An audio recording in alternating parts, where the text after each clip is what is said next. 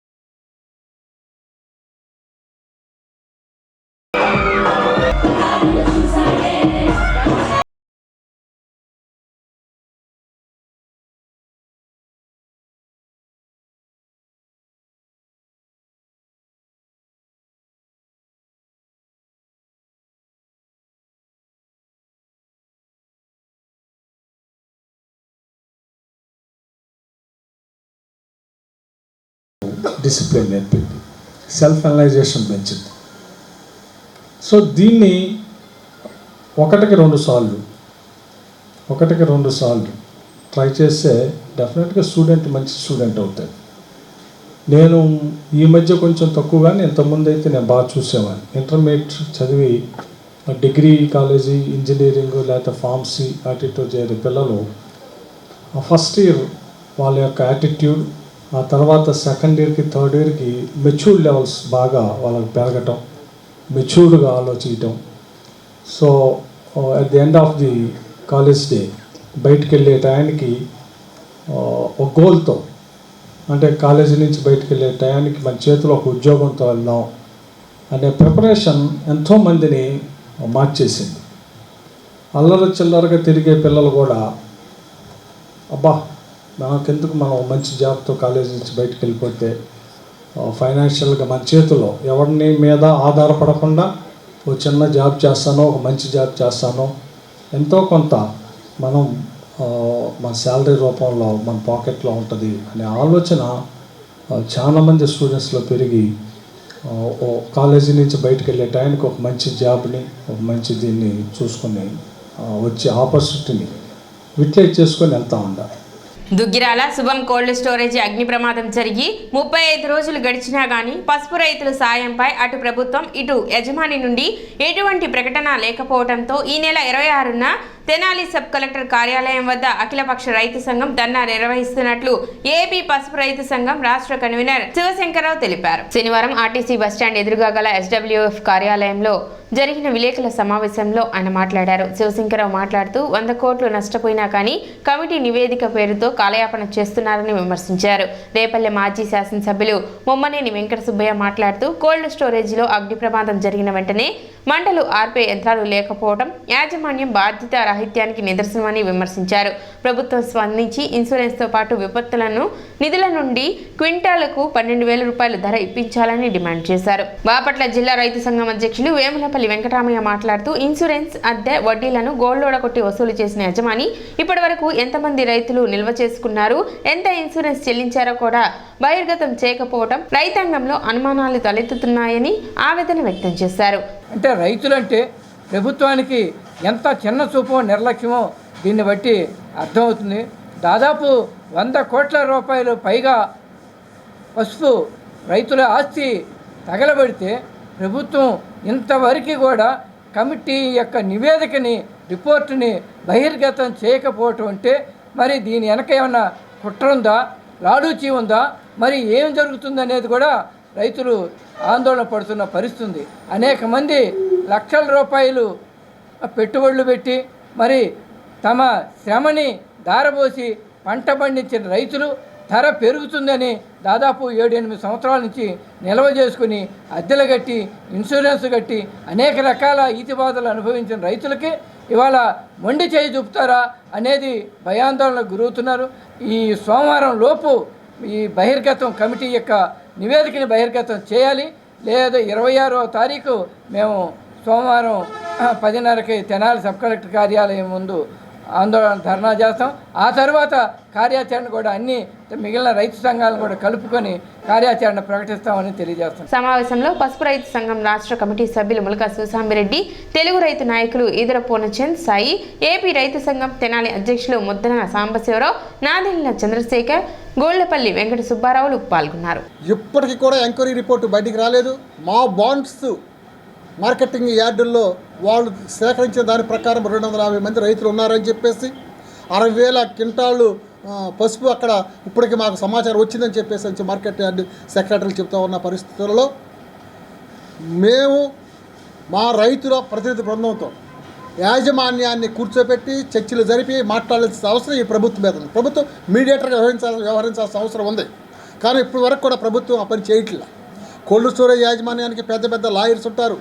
కానీ మా రైతాంగానికి ఏ లాయర్లు కానీ లేకపోతే మాకు నిష్ణాతులైన అధికార యంత్రాంగం కానీ మా తరపున లేదు. కాబట్టి ప్రభుత్వమే మధ్యవర్తిత్వం వహించి గోడౌన్ యాజమాన్యంతో చర్చలు జరిపించి మాకు ఇప్పుడున్న 12,000 రూపాయల రేటు ప్రభుత్వం ఇప్పించాల్సిన అవసరం ఉంది.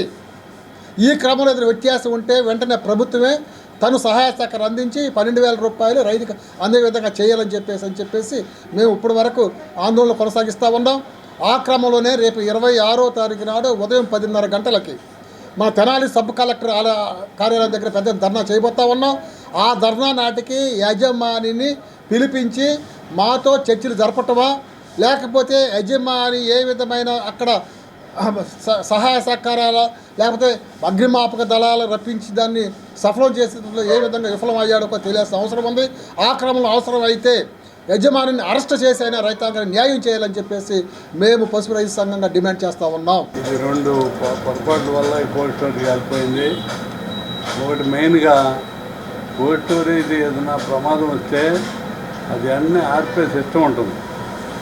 కోల్డ్ స్టోరేజ్లో లక్షలు పెడతారు, కోట్లు పెడతారు, నాకు కరెక్ట్ ఐడియా లేదు. కానీ అది ఉదరంగానే అంటే ఆర్పే వంట ఉంటుంది. అది ఆన్ చేస్తే నీళ్లు కానీ గ్యాస్ కానీ ఇంకేమో వాడతారో వెంటనే ఆరిపోతాయి. మంట అనేది ముందు ఒకసారి బొగ్గుమని అలింగాని అంత మంట రాదు, ఎక్కడో కొద్ది మంటతో మొదలవుద్ది. ఆ మొదలైనప్పుడు కనుక వాడు తీసుకుని జాగ్రత్తగా చేసి ఉంటే అది కాలేదు కదా, నష్టం వచ్చేది. అది ఫస్ట్ ఆ కోల్డ్ స్టోరేజ్ కూడా ఒక తప్పు ఉంది. రెండోది రేటు తక్కువ ఉన్నప్పుడు ఇన్సూర్ చేశారు. 5,000, 6,000 అప్పుడు ఇన్సూర్ చేశారు. 5,000, 6,000 ఇన్సూర్ చేస్తే ఇన్సూరెన్స్ వాళ్ళు ఎంత ఇస్తారు? అది చేసిన దానికి ఇస్తారు. కానీ ఇప్పుడు 12,000, 11,000, 12,000, 13,000 అట్లా నడుస్తాం. ఈ పెరిగిన దాని ప్రకారం ఆ గోడౌన్ వాళ్ళు కోల్డ్ స్టోరేజ్ వాళ్ళు ఎందుకు ఇన్సూరెన్స్ పెంచి చేయలేదు? మా రైతులు చెప్పేది ఏంటంటే కొంతమంది అసలు దానికి సరిపడా వాళ్ళ దగ్గరే డబ్బులు ఉన్నాయని, అంతే వాళ్ళ దగ్గరే డబ్బులు ఉన్నాయి. ఇన్సూరెన్స్ 12,000కి 13,000 కూడా చేసే డబ్బులు కోల్డ్ స్టోరేజ్ వాళ్ళ దగ్గరే ఉన్నాయి రొటేషన్లో. అవి చెబితే కూడా వాళ్ళు సమాధానం చెప్పలేకపోయారంటే ఉండట్టే. ఈ రెండోది ఇన్సూరెన్స్ పెంచి కట్టి ఉంటే 12,000 రేటుకి తగ్గట్టు పసుపు క్వింటాల్ 12,000 అని ఆ రేటు తగ్గట్టు ఇన్సూరెన్స్ కట్టి ఉంటే అట్లా ఇన్సూరెన్స్ వాళ్ళు ఇచ్చేవాడు. వాళ్ళు ఇవ్వటానిక 5-6 వేలలో చేస్తుంది. ఇటు కోల్డ్ స్టోరేజ్లో వాళ్ళు తీసుకోవాలి, జాగ్రత్త తీసుకోలేక వీళ్ళు నష్టపెట్టారు. పట్టణ సుందరీకరణకు ప్రతి ఒక్కరూ సహకరించాలని చైర్పర్సన్ తాడిబోయిన రాధిక విజ్ఞప్తి చేశారు. వార్డు పర్యటనలో భాగంగా పట్టణ 7, 8, 9 వార్డులో చైర్పర్సన్ తాడిబోయిన రాధిక పర్యటించారు. వార్డులోని శానిటేషన్ పనులను పరిశీలించారు. బుర్రెపాలెం రోడ్డు ప్రధాన డ్రైన్లోని పేరుకుపోయిన వ్యర్థాలను సిబ్బందిచే తొలగింపచేశారు. ఈ సందర్భంగా ఆమె మాట్లాడుతూ ఈ ప్రాంతంలో డ్రైనేజ్ ప్రధాన సమస్యగా మారిందని, కాలువలపై ఇళ్లకు సంబంధించిన మెట్లు, షాప్ నిర్మాణాలు చేపట్టారని, దీని కారణంగా సమస్య తలెత్తుతుందని, త్వరలోనే సమస్యను పరిష్కరిస్తామని వెల్లడించారు. అదేవిధంగా ప్రజలు కాలువల్లో వ్యర్థాలను వేయరాదని ఆమె సూచించారు. కార్యక్రమంలో వైసీపీ నాయకులు, పురపాలక సంఘ అధికారులు పాల్గొన్నారు. గత 3 రోజులుగా 7, 8, 9 వార్డుల్లోని మెయిన్ కాలువ బురిపాలెం రోడ్లో అది తీవిస్తాం జరుగుతుంది. సిల్ట్ అనేది కాలువల మీద బండలు స్లాపుల్లాగా పడటం వలన అది సిల్ట్ తీయడానికి ఇబ్బంది అవుతుంది. షాపులకు వెళ్ళే వాళ్ళకి కూడా వాళ్ళు పిలిచి మాట్లాడటం జరిగింది. దానిలో ఈ సిల్ట్ ఉన్న చోటే 2 బండలుగా తీపిస్తూ జరుగుతుంది. అలానే ఈ కాలువల మీద పెద్ద పెద్ద ర్యాంపులు స్లాపుల్లాగా పడటాన ఈ తీయటానికి కూడా చాలా ఇబ్బందిగా ఉంది. దయచేసి షాపులకు వెళ్ళే వాళ్ళకి చెప్పేది ఏంటంటే మాన్యువల్ లాంటిది మాకు తీస్తానికి కూడా వీలు పడేలాగా పెట్టేయాలని గట్టిగా చెప్పడం జరిగింది. మీకు ఇబ్బంది కలగకూడదు, అలానే మీ వల్ల పక్కన వాళ్ళకు కూడా ఇబ్బంది కలగకుండా ఉండాలనేది మా ఆశయం. అలానే రాబోయే రోజుల్లో కూడా ఇంకా తెనాలి పట్టణాన్ని డెవలప్ చేస్తానికి మేము కృషి చేస్తామని, అలానే మన ఎమ్మెల్యే గారి ఆదేశాల మేరకు ఈ సిల్ట్ అనేది ఏర్పడుతుంది. ప్రజలకి ఇబ్బంది కలగకుండా ఉండాలనేది ఈ ప్రోగ్రాం చేయమని ఎమ్మెల్యే గారు చెప్పడం జరిగింది. ఇది 3వ రోజు 7, 8, 9 వార్డుకు సంబంధించిన మెయిన్ డ్రైన్ వచ్చేకల్లే అక్కడ బాగా కాలం మొత్తం కూడిపోయి సిల్ట్ మొత్తం బాగా పెరుగుని ఉంది. పెరుగుండడం వల్ల ఈ వార్డులో ఉన్న వాటర్ మొత్తం బయటకు రావడం లేదు. ఈ అడ్రోడ్ కాలువ ఈ కాలువ మొత్తం లెవెల్ అవడం వలన వాటర్ ఫ్లో అవ్వడం వల్ల చాలా ఇబ్బంది ఉంది. ఈరోజు 3 రోజులు తీస్తున్నా కూడా తిరగట్లేదు. ఈ ర్యాంపులు వేశారు, పెద్ద పెద్ద హోటల్స్ కానీ వ్యాపారస్తులు మొత్తం డ్రైన్ మీద పెట్టడం జరిగింది. వాళ్ళు రిక్వెస్ట్ చేసి మొత్తం కొన్ని బండలు ఓపెన్ చేసి దాన్ని సిల్ట్ తీయడం జరుగుతుంది. తీసి దాని కాలువ పారుదల కోసం మన డిఈ గారు, హెల్త్ ఆఫీసర్ గారు, మున్సిపల్ సిబ్బంది అందరూ ఇక్కడ ఉండి మొత్తం సిల్ట్ తీయించి చేయటం జరుగుతుంది. రాబోయే పూర్తిగా నీరు బయటకు వచ్చే విధంగా చూస్తామని కూడా సెలవు. ఏబీ మాస్టర్ ప్రింటర్స్ అసోసియేషన్ ఆధ్వర్యంలో ప్రింటర్ దినోత్సవం ఘనంగా నిర్వహించారు. జాన్ గుటెన్బర్గ్ జయంతి సందర్భంగా గాంధీనగర్లోని సిపిఐ కార్యాలయంలో జరిగిన కార్యక్రమంలో గుటెన్బర్గ్ చిత్రపటానికి పూలమాలలు వేసి నివాళులర్పించారు. ఈ సందర్భంగా పలువురు వక్తలు మాట్లాడుతూ ముద్రణ లేని ప్రపంచాన్ని ఊహించడం కష్టమన్నారు. నాడు జాన్ గుటెన్బర్గ్ కనుగొన్న ముద్రణ యంత్రం దశ దిశలుగా అభివృద్ధి సాధించి నేడు ప్రపంచంలోనే 2వ పెద్ద పరిశ్రమగా గుర్తింపు సొంతం చేసుకుందన్నారు. అనంతరం నెహ్రూ రోడ్లో అసోసియేషన్ ఆధ్వర్యంలో అన్నదాన కార్యక్రమం నిర్వహించారు. కార్యక్రమంలో అసోసియేషన్ అధ్యక్షులు టి శివశంకర్రావు, కార్యదర్శి ఎస్ విశ్వేశ్వరరావు, కోశాధికారి కేవీఎస్వి ప్రసాద్, పలువురు అసోసియేషన్ సభ్యులు పాల్గొన్నారు. ప్రింటర్స్ అసోసియేషన్ తెనాలి శాఖ తరపున మరి ప్రింటర్స్ డే సందర్భంగా జాన్ గుటెన్బర్గ్ 1438 సంవత్సరంలో ప్రింటింగ్ యంత్రాన్ని కనిపెట్టాడు. మరి ఆ రోజు నుంచి ఈ రోజు వరకు కూడా ప్రింటింగ్ రంగం దినదినాభివృద్ధి చెందుతూ మరి తెనాల్లో ప్రింటర్స్ డేని గత 30 సంవత్సరాల నుంచి దిగ్విజయంగా ఘనంగా చేసుకుంటున్నాం. మరి అదేవిధంగా మరి ప్రతి సంవత్సరం కూడా మరి ప్రింటర్స్ డే సందర్భంగా ప్రభుత్వ హాస్పిటల్లో వృద్ధులకు పంపిణీ చేస్తూ రోగులకు అనాథాశ్రమంలో మరి కొంతమందికి పంపిణీ చేస్తూ ఈరోజు తెనాలి పట్టణంలోనే ఈ ప్రింటర్స్ డే సందర్భంగా పేదలకు అన్నదాన కార్యక్రమం, అన్న పంపిణీ, ప్రసాద పంపిణీ చేస్తున్నాం. ఈ యొక్క ప్రింటర్స్ డే అనేది మన తెనాలి ఒకటే కాదు, రాష్ట్ర వ్యాప్తంగా మరి ప్రపంచవ్యాప్తంగా చేసుకుంటున్నారు.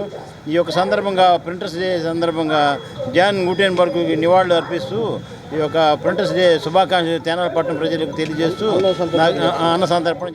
AB master printers association Tenali శాఖ తరఫున జాన్ గుటెన్బర్గ్ జయంతి సందర్భంగా ప్రతి సంవత్సరం కూడా మేము మా అసోసియేషన్ తరఫున సేవా కార్యక్రమాల్లో పాల్గొంటాం. అట్లాగే ఈ రోజున సేవా కార్యక్రమంలో భాగంగా ఈ ఎన్టీఆర్ విగ్రహం వద్ద గల సుధా ఆఫీస్ ప్రింటర్స్ ఎదురుగా అన్నదాన కార్యక్రమం ఏర్పాటు చేయబడింది. అన్న సంతర్పణ కార్యక్రమం. ఈ కార్యక్రమాన్ని ఇలాగే కొనసాగిస్తూ ముందుకు వెళ్తాము. అందరికీ కూడా పట్టణ ప్రజలందరికీ కూడా జాన్ గుటెన్బర్గ్ యొక్క జయంతి శుభాకాంక్షలు తెలియజేస్తున్నాం. Thank you. సిటీ న్యూస్ ముంచెంన ముఖ్యాంశాలు మరోసారి.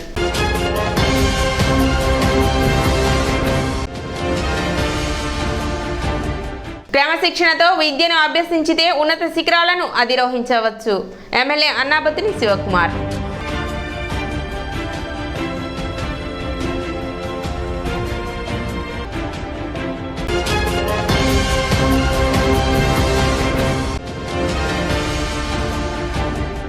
దుగ్గిరాల కోల్డ్ స్టోరేజ్ ఘటనపై ఈ నెల 26వ తేదీన అఖిలపక్ష రైతు సంఘం ఆధ్వర్యంలో తెనాలి సబ్ కలెక్టర్ కార్యాలయం ముట్టడి.